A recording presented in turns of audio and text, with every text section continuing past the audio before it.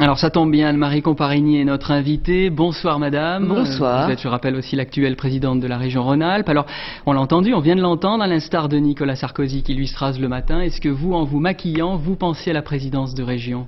Je ne pense pas à la présidence de région, mais à la région Rhône-Alpes. Et c'est pourquoi d'ailleurs cet accord est bon pour Rhône-Alpes et il est bien équilibré pour nos deux familles. Alors c'est un accord qui est un peu quand même une surprise. Rappelons-le, l'UMP exigeait 75-25. Vous vous cramponniez sur un 50-50. Rien ne bouge et comme par miracle, des blocages. Pourquoi? Comment? Des blocages, je l'ai expliqué. Lorsque on est en négociation, on fait chacun un pas vers l'autre.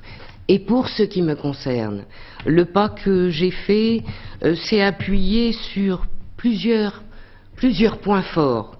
La répartition de nos deux familles, et vous l'avez présenté, mais aussi ce qui est essentiel pour moi dans l'accord, le fait qu'on a défini le profil des coéquipières et de nos coéquipiers, des candidats renouvelés qui partagent mes valeurs et qui ont envie de travailler pour la région Rhône-Alpes. Et enfin, une reconnaissance de ma sensibilité lorsque nous aurons gagné à l'exécutif et dans les présidences délibératives. Alors avant de poursuivre, Madame Comparigny, je vous propose de réagir aux commentaires de la classe politique, à droite comme à gauche. Les langues se délient. Écoutons d'abord le socialiste Jean-Jacques Kéran. Il regrette que l'UDF ne parte pas seul au régional. On l'écoute.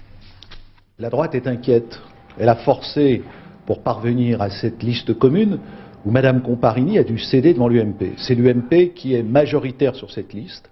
Et on va retrouver derrière Madame Comparigny ceux qui l'ont insulté au moment de son élection, ceux qui ont bloqué le fonctionnement de la région, c'est-à-dire les anciens RPR et les amis de M. Millon. Moi je pense que Madame Comparigny aurait dû avoir le courage politique d'aller seule au premier tour sur la base de son bilan. Ça montre quand même que la droite n'est pas sûre d'elle-même. Alors une réaction sévère, aux propos sévères de M. Kéran. Le courage, ça n'est pas l'inconscience.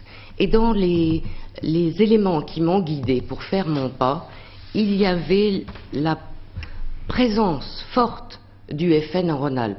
Est-ce qu'on se souvient qu'en 2002, 7 départements sur 8 voyaient Jean-Marie Le Pen devant tous les autres candidats? Je n'ai pas voulu que, par dépit, notre électorat apporte des voix supplémentaires au FN. Deuxième élément, je crois dans la région. C'est la première élection régionale et je vois bien que certains, d'ailleurs dans l'entourage de M. Kéran, ont envie de transformer l'enjeu régional en enjeu national. Et là, je dis non, ça n'est pas sérieux. On met nos forces ensemble pour dire pourquoi la région entre de plus en plus dans la vie quotidienne des Rhône-Alpins et de manière bénéfique. Mais je ne mélange pas le national et le régional et je n'ai pas envie que les élections régionales, ce soit une cure de jouvence pour le Parti socialiste qui, au niveau national, n'a pas de programme. Alors après la gauche, l'extrême droite, Clément Jeannin et Yves Aulagnier sont allés cette fois demander aux leaders du Front National en Rhône-Alpes ce qu'ils pensaient de l'accord UMP-UDF. On écoute Bruno Gollnisch. Ceux qui sont peu satisfaits de ce qui est à l'évidence un bricolage de dernière minute, et en particulier peu satisfaits de voir les couleurs de la droite conservatrice ou libérale portées par une femme que je n'attaque pas en tant que personne, mais encore une fois qui a été élue la dernière fois contre les voix des élus RPR-UDF avec les voix de la gauche et de l'extrême gauche, ceux-là n'auront d'autre choix que de voter pour les listes Gollnisch. Ça c'est clair. Voilà cette question, quid des ex-millonistes que vous avez pointé du doigt? Vous Je allez voulais sélectionner indiquer dans l'accord, et c'est essentiel pour moi, il y a le profil des candidats qui seront sur mon équipe. Et ils doivent partager mes valeurs. Et les valeurs que je porte depuis longtemps, on les connaît.